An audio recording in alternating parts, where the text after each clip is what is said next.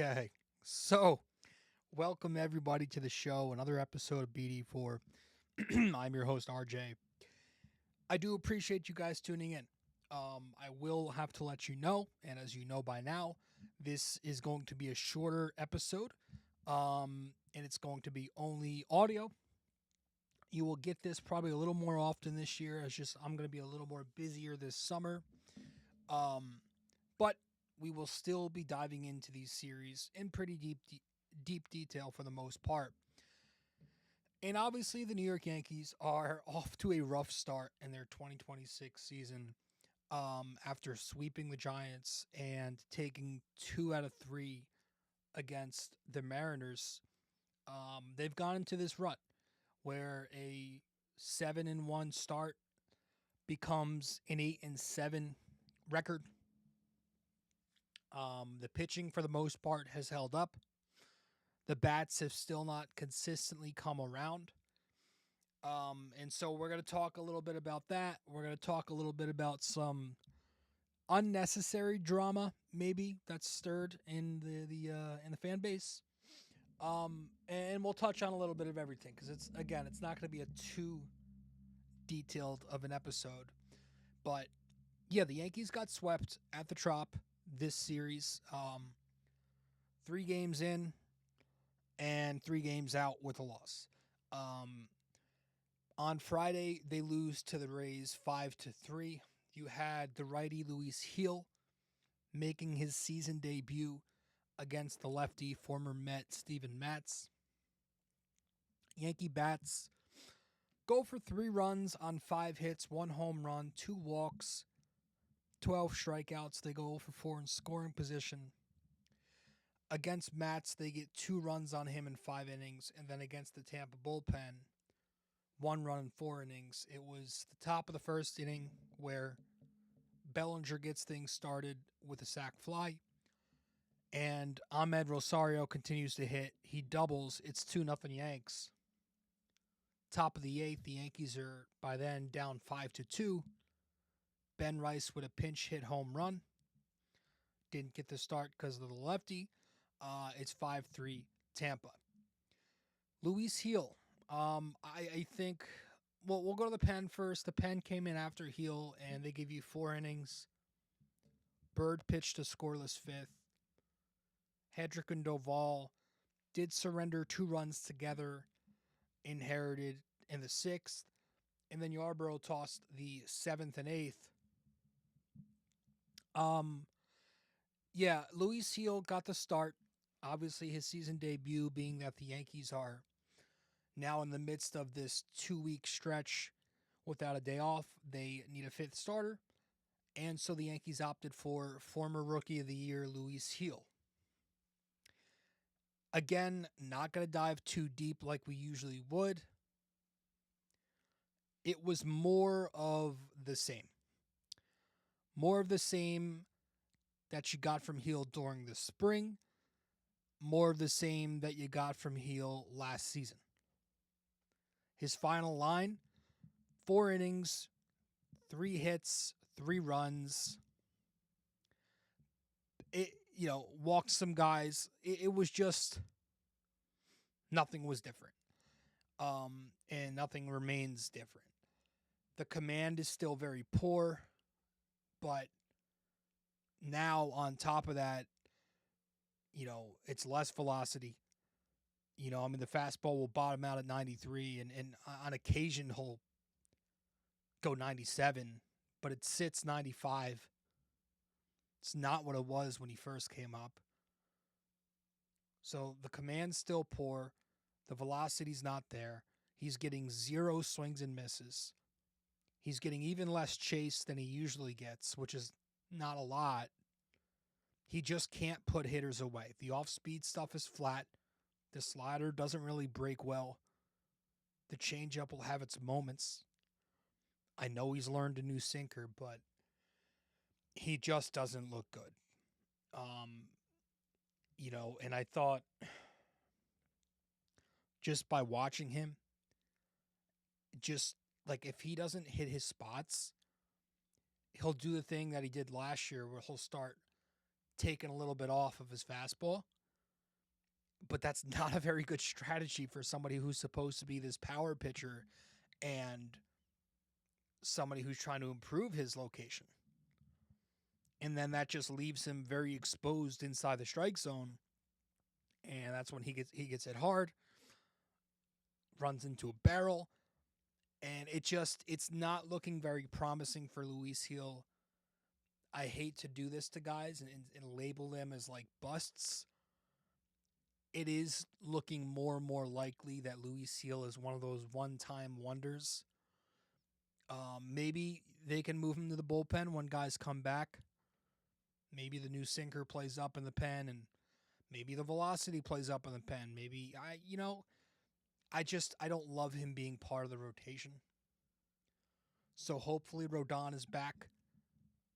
I know there's a mini setback there with the injury, but hopefully he's back sometime in May. Hopefully not long. Hopefully not long after that, you see Garrett Cole come back. So when those guys are back, and if you're still healthy in your current rotation by then, it's hard to see where Luis Gil fits. I know Ryan Weathers has been in talks of, moving him to the pen at some point, but I really hope Luis Gil is not part of this rotation for most of this season.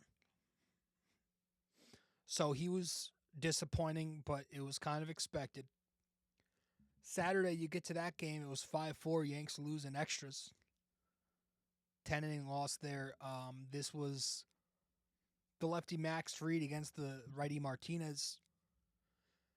Yankee bats go for 4 runs on 8 hits, 1 home run, 7 walks, 9 strikeouts. They go 2 for 12 with runners in scoring position. Against Martinez, 1 run and 4 2/3. And against the Tampa Pen, 3 runs and 5 1/3. Top of the second, Austin Wells solo blast. Pulled the hell out of it. That was nice to see. When he pulls the baseball, that's good.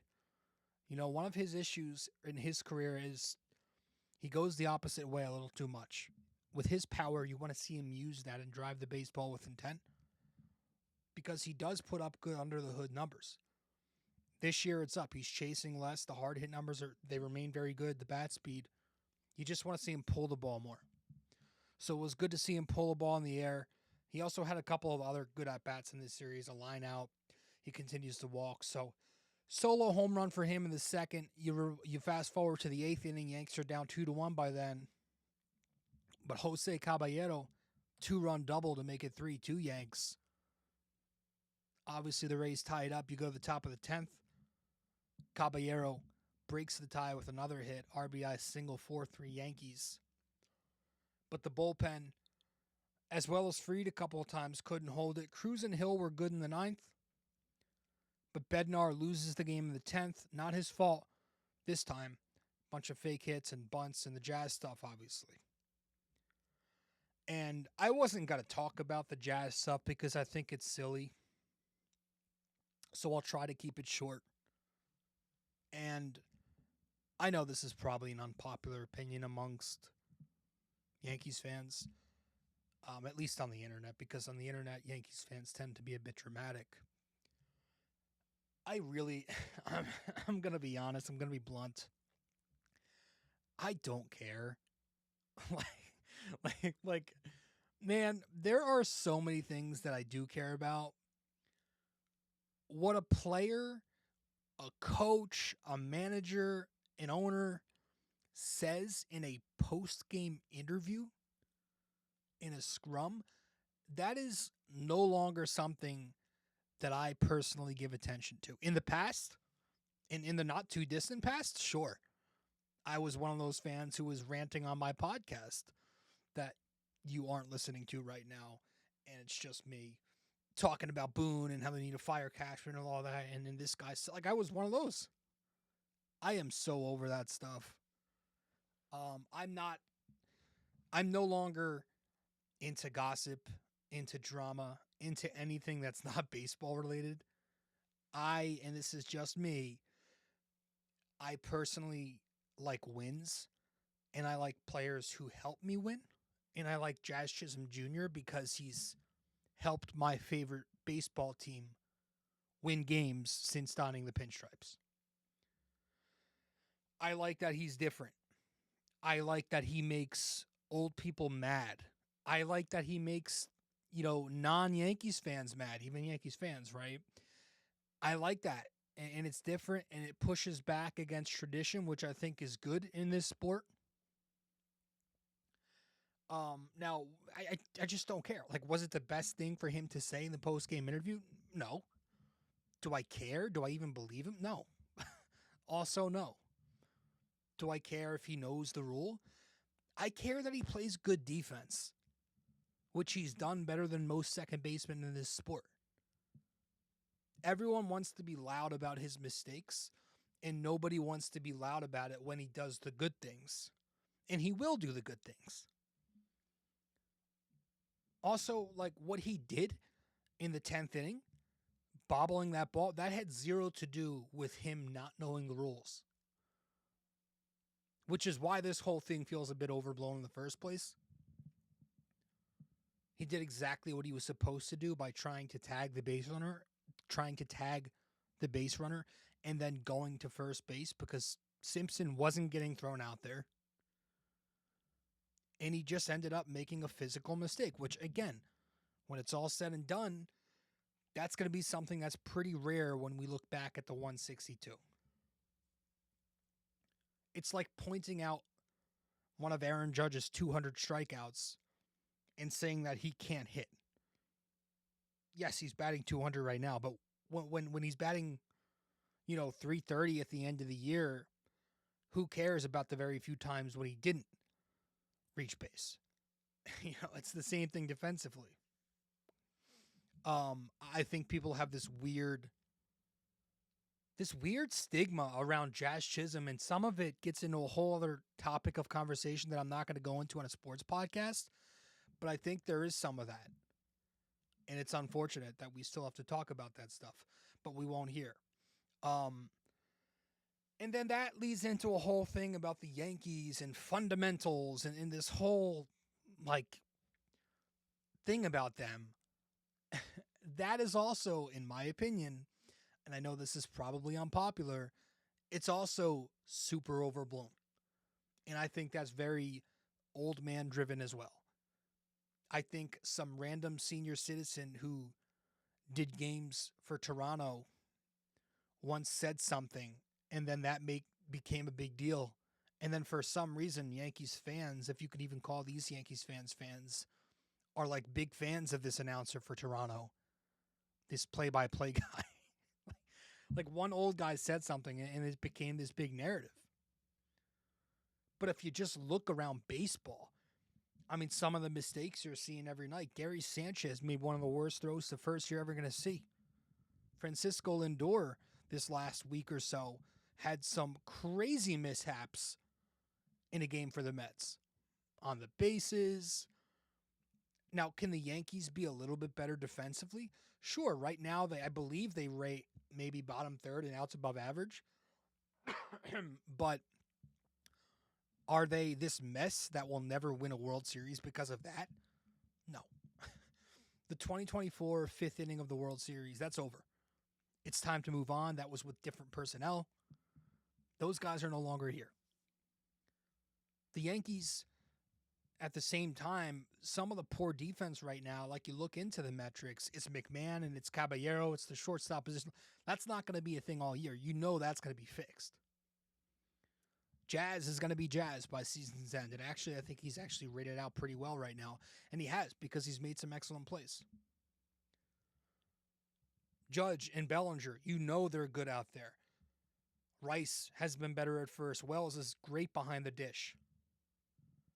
That's why he rates so highly as a catcher. I think the only two interesting cases are Grisham in center field, which is a little, his metrics have been down. Maybe that's age. And Rice, again, though I think he's been better. Those are the only two weak spots on the team. The only two weak points defensively. So, and again, Rice has been fine. I think they're set up, just looking around the diamond, to be a pretty sound defensive team. And again, I think the most important part of a team is getting good power, good on base, as well as good pitching. Defense, not that it's unimportant, it's very important, but it's not the first thing I'm looking at anymore in our year 2026. So that was Saturday, and then you get to yesterday's loss, which was tough. I don't have notes. I never recorded notes for yesterday's game, but they lose 5-4 yesterday. Bats come alive late. The Yankees give up some runs early in the first inning. Yandy Diaz gets an RBI. Second inning, it's another ground ball RBI. Chandler Simpson with an RBI to make it 3-zip. Yanks finally get on the board late, though, in the seventh inning. Bellinger with an RBI. Stanton with an RBI. The Rays bite back in the seventh and make it 4-2. Bottom of the eighth, they get another run, 5-2. Judge hits the homer to make it 5-4. It's a close game in the ninth, but the Yankees can never complete the comeback. Pitching was Cam Schlittler in this game, and again, it was more of the same from Cam Schlittler, which is very, very, very good. Cam Schlittler remains to be very good, and the fact that in his last two starts, the fact that they've been considered bad starts for him, and he's gone 5 innings, 3 runs with more strikeouts than innings, that's a very positive sign. The kid continues to look very good. The velocity was a tick up in this start. Warmer weather. And he just continues to dominate with his four-seamer up in the zone, the sinker on the hands, the cutter going the other way, the cutter in on the hands to lefties, the sinker on the hands to righties, flashing in the occasional curveball against the lefty bat. I think we saw one more slider yesterday, so I want to see him continue to try and incorporate that more against righties. But he continues to look very sharp. And the kid's now got an ERA of 2.49 with a 38% K rate, I believe. I mean, you go on to his baseball savant. I want to see if I can bring it up really quickly here. It is some pretty standout shit. And granted, again, we are, 4 starts in, so it's a short sample, but I don't think anybody's really taking this kid lightly anymore. He's averaging 97.2 on his heater. The fact that yesterday was the first walk he had all year, he got 26 strikeouts without a walk before he walked one guy and then struck out like 4 more batters. So he's on fire. He's not walking guys. He's missing bats. He's avoiding the barrel. He's not getting hit too hard. Everything that you want from him is there. When he's not missing bats, he's getting ground ball contact, which is just the perfect recipe for a pitcher. So, yep. I continue to love what I see from Cam Schlittler.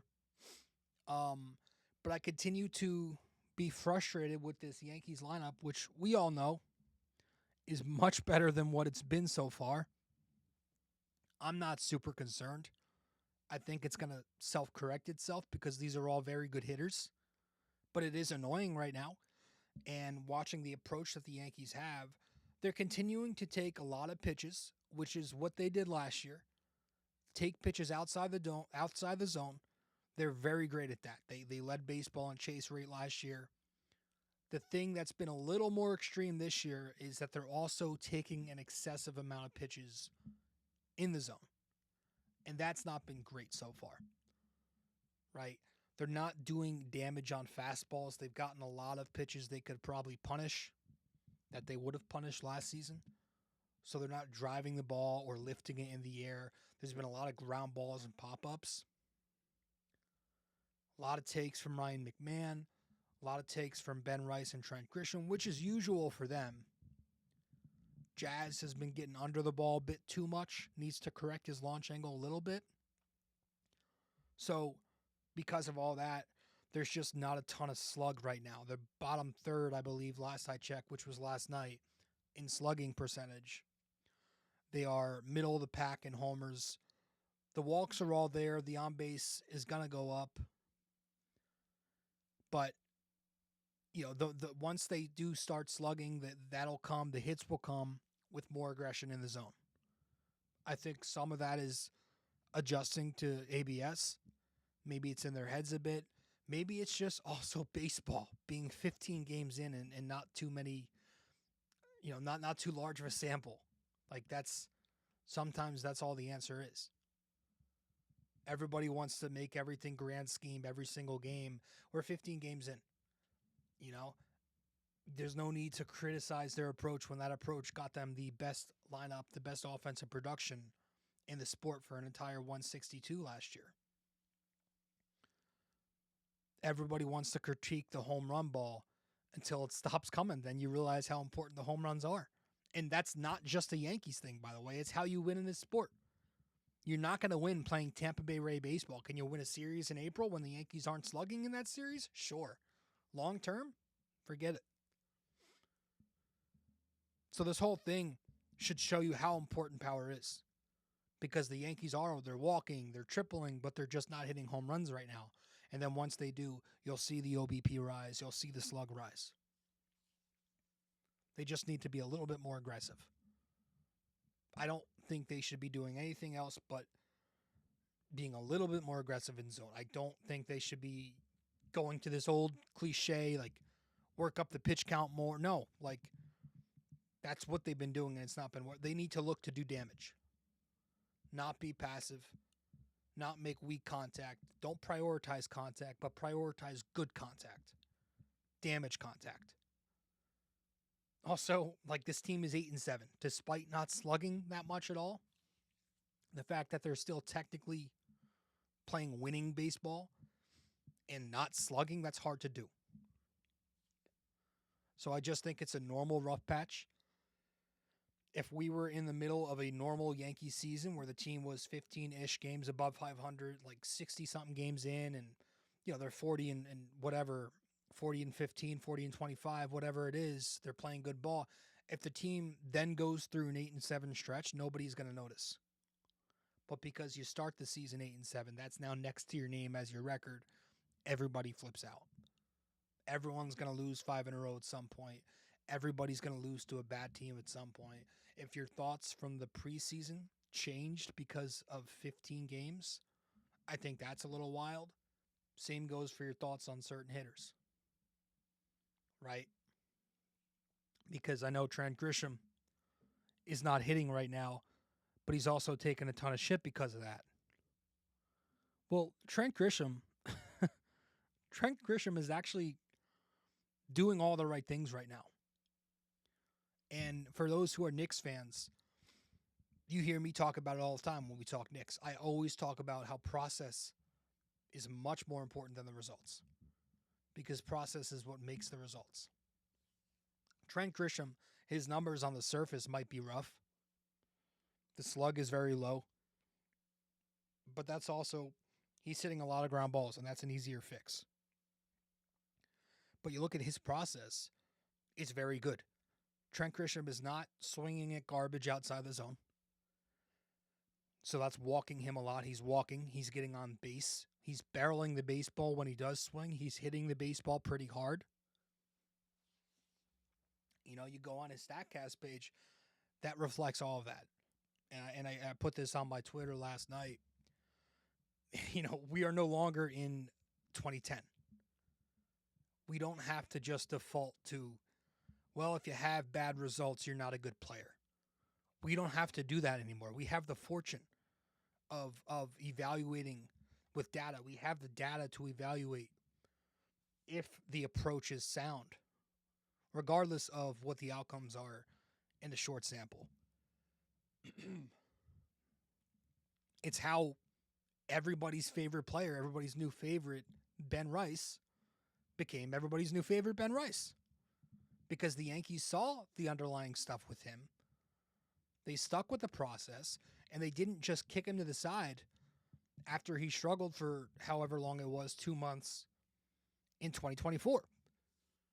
They said, oh, wait, he does all the right things. He's swinging hard. He's not chasing out of the zone, yada, yada. And look at that. He had himself, whatever home run year it was last year, 30 home runs, whatever it was. So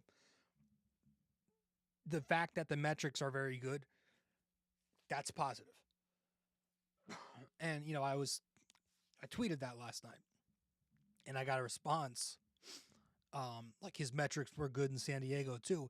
Well, first of all, he's not a bad hitter. If you look at the course of his career, he's average-ish, a little above. And certain metrics were good. Not all metrics. It was very volatile too. Like there were years where it was horrible. But there were certain things like launch angle sweet spot where that has taken a significant leap with the Yankees. He made a swing adjustment coming to the Yankees. So yes, like plenty of hitters will run average results with good metrics until something clicks mechanically or in their approach. And that's the case right now. The bet that the Yankees are making, the gamble, is that the swing change is what bridges that gap. And I am perfectly okay with giving him that leeway because he hit 34 home runs for you last year. He had an 8-something OPS. So I think Trent Grisham's going to be just fine, even if he doesn't repeat last year. I still think he'll be more than serviceable at the top of that lineup. So with that said, I don't know that I really want to dive into much more just because I got a little bit of a busy week ahead, a little day ahead. I got to do some things. So no trivia question today. Not going to dive into anything else except hand out our salutes. Salute our cap, tip our cap, rather. We do this every series. We tip our cap to the 3 best Yankees in each series. 1 from the starting rotation, 1 from the relieving core, and 1 from the lineup. I think I'll go to Ben Rice from the lineup. He continues to mash. He was 4 for 8 in this series with an RBI. So he gets my salute. I think going to the mound, who pitched 2 days ago. We'll salute Max Fried. Tip our cap to him. He went 8 innings, 6 hits, 6 strikeouts, 3 runs scored. Did he give up a couple of leads? Yes. He pitched phenomenally. Max Fried continues to be very good to start this season. So we'll tip our cap to him. And then going to the bullpen, deciding whether I want to give it to Yarbrough or Camilo Doval. I'll give it to Yarbrough because I think Yarbrough did a nice job. Filling in for, he's one of their, unfortunately, 2 long relievers. But they ask him to do the job and come in when it's a little tough, and he gives you 2 innings of solid ball on the 10th. 2 innings, 1 hit, no runs. Then he does it again yesterday. 1 inning, did give up a run on 2 hits, but he was fine. So I'm going to give it to Yarbrough for the first time this year.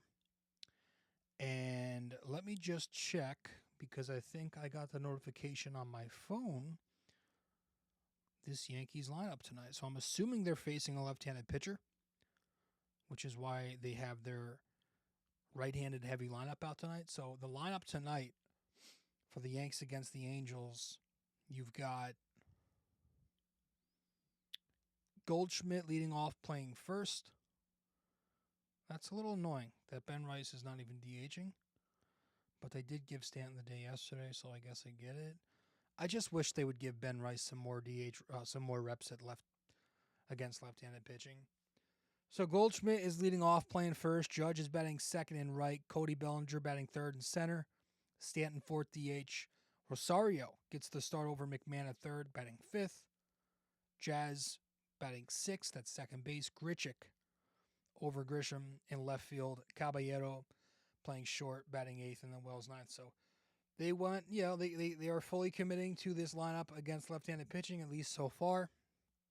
I don't love Randall Grichuk, but I do know the swing metrics are pretty positive against left-handed pitching, and that's why they keep going to him.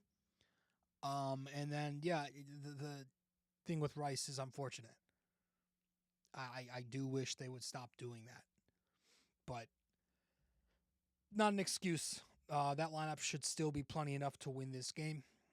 The Yankees will, I know it's a 4-game set against the Angels, but I do believe they're going to miss, what's his name, Jose Soriano, who's really good. So that's a plus, and they get Kikuchi tonight. So I do feel like he has pitched pretty well against the Yankees. So we'll see. But I do appreciate you all tuning in. We're going to wrap it up here. I'll see you soon. Go Yanks. Hey guys, thank you for listening to BD4. Be sure to follow us on social media, subscribe to us on YouTube, and give us a 5-star rating on Apple Podcasts. We'll see you next time.